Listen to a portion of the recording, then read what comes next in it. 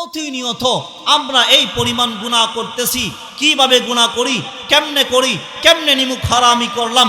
আমি যদি বলতে থাকি, যার বয়স 70 বছর যান 80 বছর পূর্বে, যার বয়স 60 বছর যান 70 বছর পূর্বে, অবস্থা দেখেন। আমি আপনি মায়ের অন্ধকার একটা বারাটিয়া জগতের মধ্যে ছিলাম। ওই জগৎটা অন্ধকার ছিল। ওই জগতের মধ্যে আপনি ব্যবসা করেন নাই, খাওয়াইছে আল্লাহ। চাকরি করেন নাই, পালছে আল্লাহ। কৃষক ছিলেন না, অক্সিজেনের মাধ্যমে আল্লাহ তাআলা আমাকে আপনাকে পালছে। পালতে পালতে একটা রূপরেখা দিছে। এরপরেও শেষ না, অন্ধকার জগৎ থেকে বের করে দুনিয়ার মধ্যে নিয়ে আসছে। আসার পরে আমি আপনি একেবারেই দুর্বল ছিলাম। কেমন দুর্বল ছিলাম? একটা মুরগির বাচ্চা আপনার থেকে আমার থেকে অনেক সবল ছিল। একটা গরুর বাচ্চা আমার আপনার থেকে অনেক সবল ছিল। আমি যদি বলতে থাকি, একটা একেবারে নিকৃষ্ট প্রাণী কুত্তার বাচ্চা আমার আপনার থেকে অনেক সবল ছিল। আমার আপনার কোনো শক্তি ছিল না, এবিলিটি ছিল না, ক্ষমতা ছিল না। কিতাবের মধ্যে লিখে ফাকাত তাতাহাররাক, একটু নড়াচড়া করতে এর থেকে বড় ক্ষমতা তোর ছিল না। আমি আল্লাহ ওই দুর্বল অবস্থা থেকে পরিবর্তন করতে করতে এমন একটাই পর্যায়ে নিয়ে আসলাম। আমি আল্লাহ আজকে তোকে সব দিলাম। হাত হইছে, তুই দরস। পা হইছে, তুই চলস। জবান হইছে, তুই কথা বলস। দিমাগ হইছে, চিন্তার পাহাড় উঠাস। চক্ষু হইছে, তুই দৃষ্টি দেস। কান হইছে, তুই শ্রবণ করস। নাক হইছে, তুই গান নেস। দেখ, যেই আল্লাহ অন্ধকার জগৎ থেকে বের করে এত কিছুর মালিক বানাইলাম, আজকে আমি আল্লাহকেই ভুলে গেলাম। হাফেজ কোরআন আপনাদের এই মাদ্রাসায় হয়। হাফেজ কোরআন সম্পর্কে আল্লাহ তাআলা বলেন, একজন হাফেজ কোরআনকে আমি আল্লাহ তাআলা দুনিয়ার মধ্যে সাহায্য করব। আল্লাহ তাআলার ওয়াদা, একজন হাফেজ কোরআনকে আমি আল্লাহ তাআলা কবরের মধ্যে সাহায্য করব। আল্লাহ তাআলার ওয়াদা, একজন হাফেজ কোরআনকে আমি আল্লাহ তাআলা হাসরের মাঠে সাহায্য করব। আমি আল্লাহর ওয়াদা, একজন হাফেজ কোরআনকে মিজানের পাল্লার সময় নেক আমল যখন মাফা হবে, তখন আমি আল্লাহ তাকে সাহায্য করব। একজন হক্কানি রব্বানি আলেমকে আমি আল্লাহর ওয়াদা, যখন কঠিন মুসিবতের সময় ফুল সিরাতের পুল তোমরা পার হইবা, তখন যাদেরকে আমি আল্লাহ ইলমে ওহী দিয়েছি তাদেরকে ওয়াদা দিলাম, একেবারে দুনিয়া থেকে নিয়ে শুরু করে হাসরের মাঠ পর্যন্ত প্রত্যেকটা সেক্টরে আমি আল্লাহ তাআলা সাহায্য করব। আল্লাহ তাআলা আপনাকে একটা দামি ব্রেন দিয়েছে। ভালো মন্দ বুঝবেন, মন্দটাকে মন্দ বলবেন, ভালোটাকে ভালো বলবেন। জান, আমি আপনার বিবেকের আদালতে একটা প্রশ্ন করব। ধরেন আপনার বাচ্চা দুইটা বাচ্চারই বয়স হলো 6 থেকে 7 বছর। একটা বাচ্চাকে আপনি আপনাদের এই মাদ্রাসায় তালিমুস সুন্নাহ মাদ্রাসায় ভর্তি করলেন, আর একটা বাচ্চাকে আপনি নকলা কোনো কেজি স্কুলে ভর্তি করলেন। দেখেন, ব্রেনটা দেওয়া আল্লাহর। আপনি আমার কথার সাথে যদি একমত থাকেন একত্বতা পোষণ করবেন, যদি দ্বিমত থাকেন আমাকে প্রশ্ন করবেন। বাচ্চা দুইটা, একটাকে এই মাদ্রাসায় ভর্তি করলেন, আর একটাকে বাংলা শিক্ষায় শিক্ষিত করার জন্য কেজি স্কুলে ভর্তি করলেন। দেখেন, আমি যদি আপনার সামনে বলতে থাকি যেই বাচ্চাটা এই মাদ্রাসায় আসবে, সে সকালে ঘুম থেকে উঠে চোখগুলা মুছরাইতে থাকে, আর আগের দিনের পড়াটা মুখস্থ করতে করতে ঘর থেকে বের হয়। আগের দিনের পড়াটা এমন ছিল, ধরেন সে ঘর থেকে বের হয় আর পড়ে আলিফ, আলিফতে আল্লাহ, বা, বাতে বাইতুল্লাহ, তা, তাতে তওবা, সা, সাতে সওয়াব, জিম, জিমতে জান্নাত, জান। যেই ছেলেটাকে আপনি নকলা কেজি স্কুলে ভর্তি করলেন, সেও তার ভাইয়ের সাথেই ঘুম থেকে উঠল, চোখ গলা মুছরাইতে মুছরাইতে আগের দিনের পড়াটা মুখস্থ করতে করতে কেজি স্কুলে যাওয়ার সময় সে পড়ে ড, ডতে ডগ, ডগ অর্থ কুত্তা। বিবেকটা আল্লাহ তাআলা আপনাকে দিছে। দেখেন, যেই বাচ্চাটাকে তালিমুস সুন্নাহ মাদ্রাসায় ভর্তি করলেন, সে ঘুম থেকে উঠে ঘর থেকে বের হয়, মাদ্রাসায় আসে, আসার সময় ঘুম থেকে ওঠার সাথে সাথেই আল্লাহর নাম নিতেছে। আরেকটা বাচ্চাকে কেজি স্কুলে ভর্তি করার কারণে সে ঘুম থেকে উঠেই কুত্তার নাম নিতেছে। ভুল বললাম? তাহলে ঠিক বেঠিক একটু বলেন। আচ্ছা, আপনি তো বাবা, বাচ্চা আপনার দুইটা।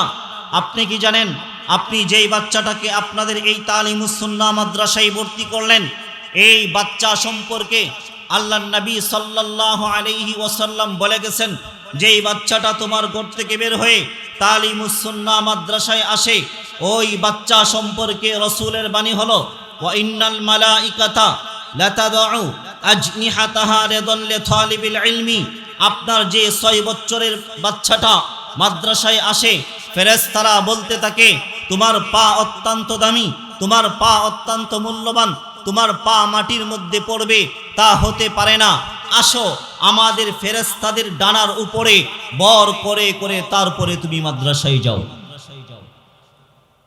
যে বাচ্চাটাকে আপনি স্কুলে ভর্তি করলেন, কেজি স্কুলে ভর্তি করলেন, এ থেকে শুরু করে জেড পর্যন্ত পড়বে, সে জানতে জানতে বড় একজন লয়ার হবে, সে জানতে জানতে পিএইচডি কমপ্লিট করবে, সে জানতে জানতে বড় একজন ডাক্তার হবে।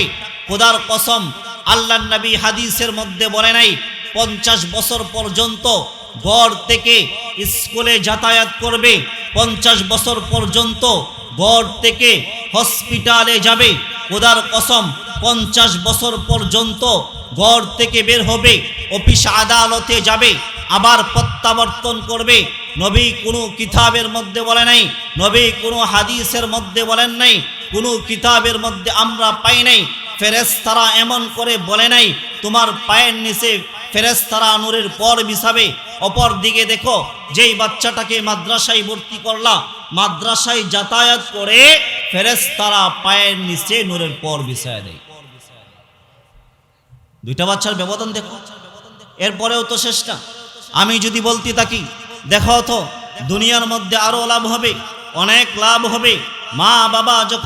বাবা যখন বৃদ্ধ হয়ে যাবে, মা যখন বৃদ্ধা হয়ে যাবেন, এরপরে লাভ কি? দেখো, সারা দুনিয়ার সমস্ত বৃদ্ধাশ্রমের মধ্যে যাও, ঢাকা শহরে যাও, ঢাকা শহর বৃদ্ধাশ্রমের রাজধানী, যাও খবর নিয়ে দেখো। খোদার কসম করে বলে যাই, যান, সারা বাংলাদেশে 10 জন মানুষ পাবেন না ছেলে আলেম, মা বাবা বৃদ্ধাশ্রমে, ছেলে একজন মাদ্রাসার শুধু হাফেজ, মা বৃদ্ধাশ্রমে, ছেলে আপনাদের তালিমুস সুন্নাহ মাদ্রাসার শিক্ষক, বাবা বৃদ্ধাশ্রমে, ছেলে মক্তবের শিক্ষক, মা বৃদ্ধাশ্রমে। খোদার কসম করে বলে যাই, যেই বাচ্চাটা আলেম হতে পারে নাই, হাফেজ হতে পারে নাই, শুধু ইলমে ওহী তার সিনের মধ্যে ঢুকছে, ঢুকার বদৌলতে এমন হইছে ওই বাচ্চা জীবনে তার মা বাবাকে বৃদ্ধাশ্রমে দেবে না। যান, বৃদ্ধাশ্রমে যান, আমার কথার প্রমাণ পাবেন।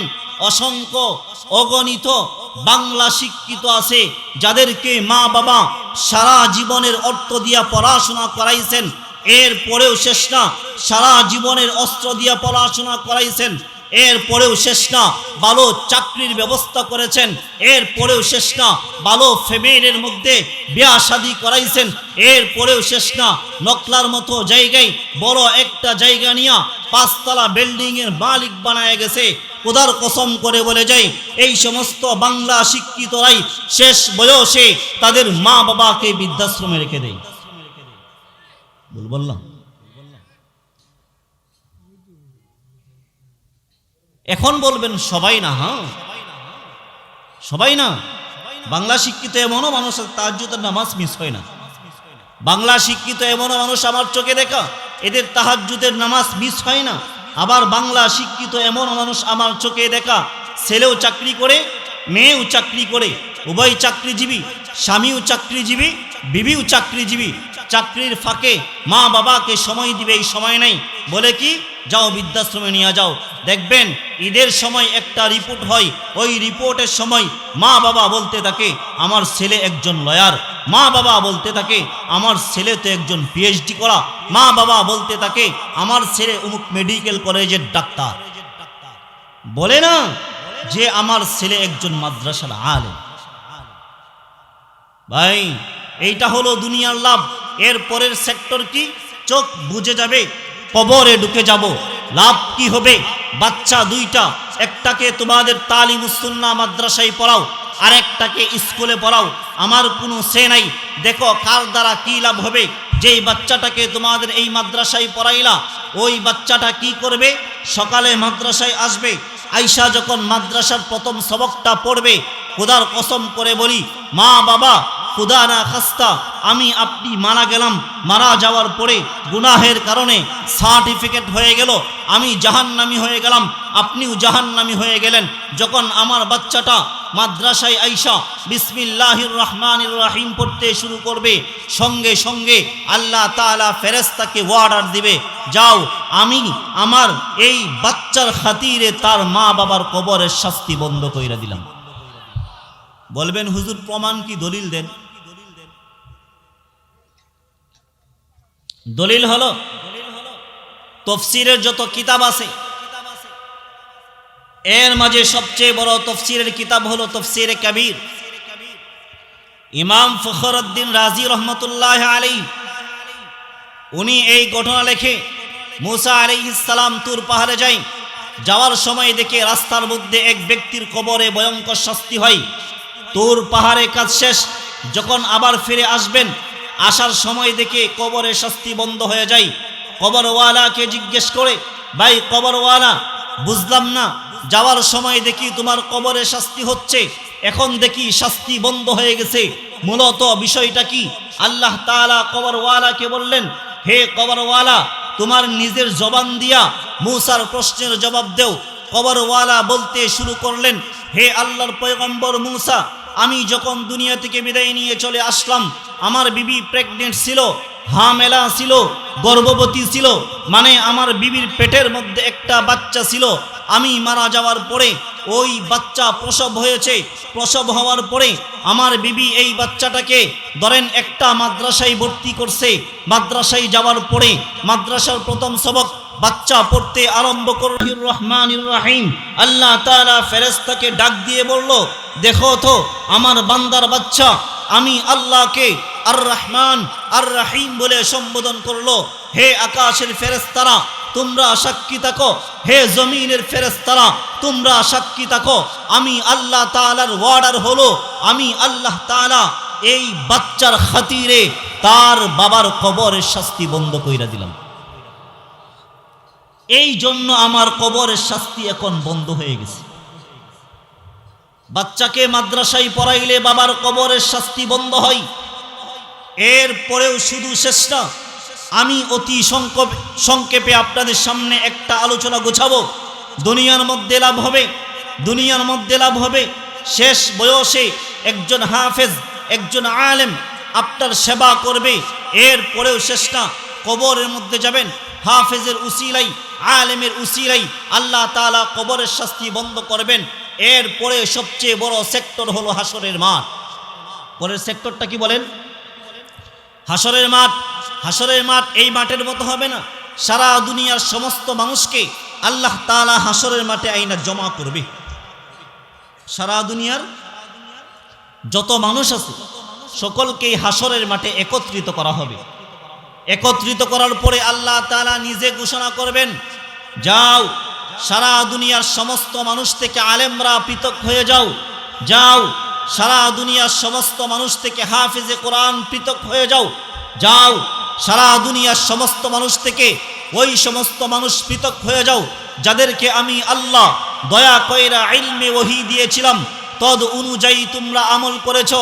যাও, আমি আল্লাহ তাআলার অর্ডার হলো সারা দুনিয়ার সমস্ত মানুষ থেকে তোমরা পৃথক হও। পৃথক হওয়ার পরে আল্লাহ তাআলা বলতে থাকবেন, শোনো আমি আল্লাহ তোমাদেরকে দয়া কইরা আলেম বানাইছি, যাও আমি এই জন্য আলেম বানাই নাই জাহান্নামের আগুনে জ্বালাবো, যেইভাবে দয়া কইরা আলেম বানাইছি আজকে আমি আল্লাহ সুপার পাওয়ারের মালিক বানায়া দিলাম, যাও যেইভাবে মনছা যাকে নিয়া মনছা আমি আল্লাহর তৈরি জান্নাতে চলে যাও। সারা জীবন তো শুনলেন আমেরিকা সারা বিশ্বের সুপার পাওয়ার, খোদার কসম ভুল শুনছেন। আপনাকে আল্লাহ একটা ব্রেন দিছে। সুপার পাওয়ার তাকেই বলা যায় যার মাধ্যমে পরকালে উপকৃত হওয়া যায়। সুপার পাওয়ার তাকেই বলা যায় যার মাধ্যমে কবরে উপকার লাভ করা যায়।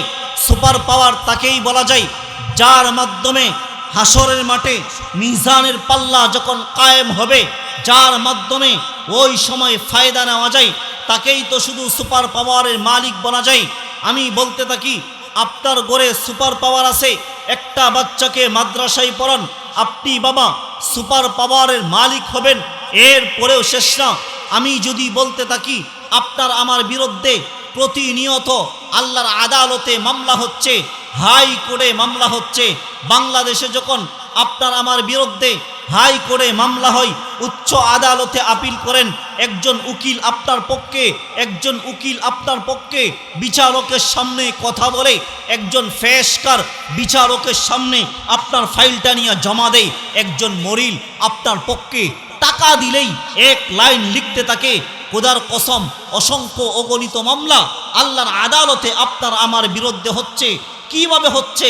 প্রতিনিয়ত আমরা এই পরিমাণ গুনাহ করতেছি। কিভাবে গুনাহ করি, কেমনে নিমুখ হারামি করলাম। আমি যদি বলতে থাকি, যার বয়স 70 বছর যান 80 বছর পূর্বে, যার বয়স 60 বছর যান 70 বছর পূর্বে, অবস্থা দেখেন। আমি আপনি মায়ের অন্ধকার একটা বারাটিয়া জগতের মধ্যে ছিলাম। ওই জগৎটা অন্ধকার ছিল। ওই জগতের মধ্যে আপনি ব্যবসা করেন নাই, খাওয়াইছে আল্লাহ। চাকরি করেন নাই, পালছে আল্লাহ। কৃষক ছিলেন না, অক্সিজেনের মাধ্যমে আল্লাহ তাআলা আমাকে আপনাকে পালছে। পালতে পালতে একটা রূপরেখা দিছে। এরপরেও শেষ না, অন্ধকার জগৎ থেকে বের করে দুনিয়ার মধ্যে নিয়ে আসছে। আসার পরে আমি আপনি একেবারেই দুর্বল ছিলাম। কেমন দুর্বল ছিলাম? একটা মুরগির বাচ্চা আপনার থেকে আমার থেকে অনেক সবল ছিল। একটা গরুর বাচ্চা আমার আপনার থেকে অনেক সবল ছিল। আমি যদি বলতে থাকি, একটা একেবারে নিকৃষ্ট প্রাণী কুত্তার বাচ্চা আমার আপনার থেকে অনেক সবল ছিল। আমার আপনার কোনো শক্তি ছিল না, এবিলিটি ছিল না, ক্ষমতা ছিল না। কিতাবের মধ্যে লিখে ফাকাত তাতাহাররাক, একটু নড়াচড়া করতে, এর থেকে বড় ক্ষমতা তোর ছিল না। আমি আল্লাহ ওই দুর্বল অবস্থা থেকে পরিবর্তন করতে করতে এমন একটাই পর্যায়ে নিয়ে আসলাম। আমি আল্লাহ আজকে তোকে সব দিলাম। হাত হইছে তুই দরস, পা হইছে তুই চলস, জবান হইছে তুই কথা বলস, দিমাগ হইছে চিন্তার পাহাড় উঠাস, চক্ষু হইছে তুই দৃষ্টি দেস, কান হইছে তুই শ্রবণ করস, নাক হইছে তুই গান নেস। দেখ, যেই আল্লাহ অন্ধকার জগৎ থেকে বের করে এত কিছুর মালিক বানাইলাম, আজকে আমি আল্লাহকেই ভুলে গেলাম। নিমক হারাম আর কাকে বলা যায় বলেন? নিমক হারাম আর কাকে বলবেন? যেই আল্লাহ দয়া কইরা অন্ধকার জগৎ থেকে বের করে এত কিছুর মালিক বানাইলেন, ওই আল্লাহকে আজকে ভুলে গেলাম। এমন করে বললাম, প্রতিনিয়ত গুনাহ করতে করতে যেই মাটিটার মধ্যে তুমি বসা, ওই মাটি প্রতিদিন আল্লাহর কাছে এইভাবে হাত তুলে আর দোয়া করে, আলা কুল্লা ইয়াউমিন ওয়াল আরদু তাস্তাযিনু রাব্বা, জমিন বলতে থাকে আল্লাহ আমাকে পারমিশন দেন। বলে কি করবে? আতা জালজালু জাহরি, আমি আমার জমিনের পিঠটাকে হেলায়া দিব। সেকেন্ডের মধ্যে সারা দুনিয়ার সমস্ত মানুষকে আমার পেটের মধ্যে ঢুকায়া নিব। তখন আল্লাহ বলে, কেন, কি হয়েছে, এত রাগ কেন? এই জমিন, এই মাটি, সে তার মুখ দিয়া বলতে থাকে, আল্লাহ আপনি দেখেন, ইয়া খুজবিয়া দিকা ওয়া ইয়াসিক, আপনি দামি দুইটা হাত দিছেন, হাত দ্বারা ধরে, হাত দ্বারা গুনাহ করে, ইয়ামশি বিরিজলিকা ওয়া ইয়াসিক, আপনি দামি দুইটা পা দিছেন, পা দ্বারা চলে, পা দ্বারা আপনার নাফরমানি করে, ইয়াতাকাল্লামু বিলিসানিকা ওয়া ইয়াসিক, আল্লাহ আপনি দামি একটা জবান দিছেন, জবান দ্বারা কথা বলে, জবান দ্বারা মিথ্যা বলে, আল্লাহ ইয়ানজুরু বিআইনিকা ওয়া ইয়াসিক, আল্লাহ দামি দুইটা চক্ষুর মালিক বানায়া দিছেন, চক্ষু দ্বারা দৃষ্টি দেয়, এই চক্ষুর মাধ্যমে সারা রাত মোবাইলে জিনা করে। আল্লাহ সহ্য হচ্ছে তো আর হচ্ছে না, আমাকে পারমিশন দেন। আতা জালজালু জাহরি, আমি আমার জমিনের পিঠটাকে হেলায়া দিব। সেকেন্ডের মধ্যে সারা দুনিয়ার সমস্ত আদমকে আমার পেটের মধ্যে ঢুকায় নি।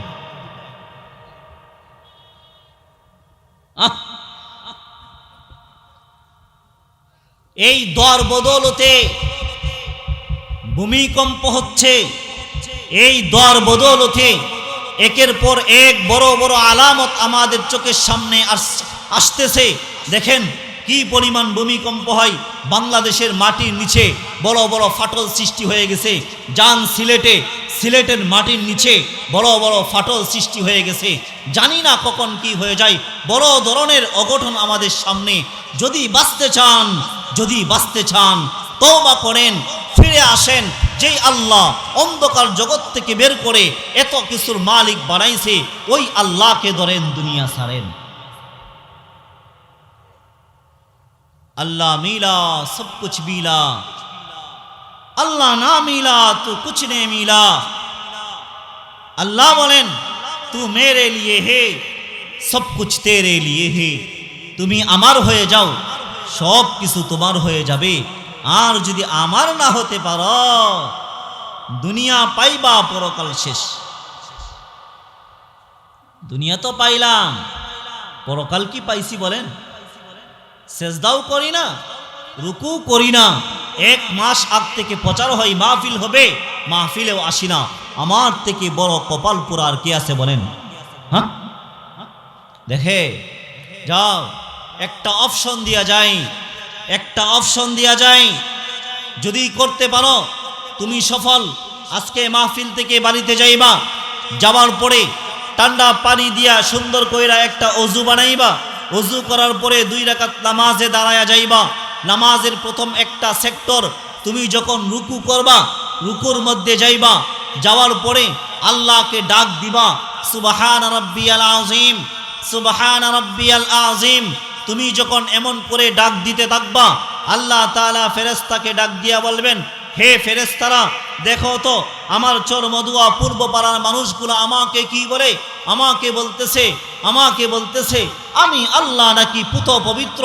হে আকাশের ফেরেশতারা, তোমরা সাক্ষী থাকো। হে জমিনের ফেরেশতারা, তোমরাও সাক্ষী থাকো। আমি আমার এই চর মধুয়া পূর্ব পাড়ার মানুষটাকে সাব্বাহতুকা, সারা দুনিয়ার মধ্যে পবিত্র বানায়া দিলাম। এরপরের সেক্টর হলো সেজদা।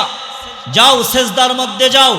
আল্লাহর কুদরতি পায়ে তোমার দামি ললাটটাকে লুটায়া দাও, আর আল্লাহকে ডাক দাও, সুবহান রাব্বিয়াল আলা, সুবহান রাব্বিয়াল আলা।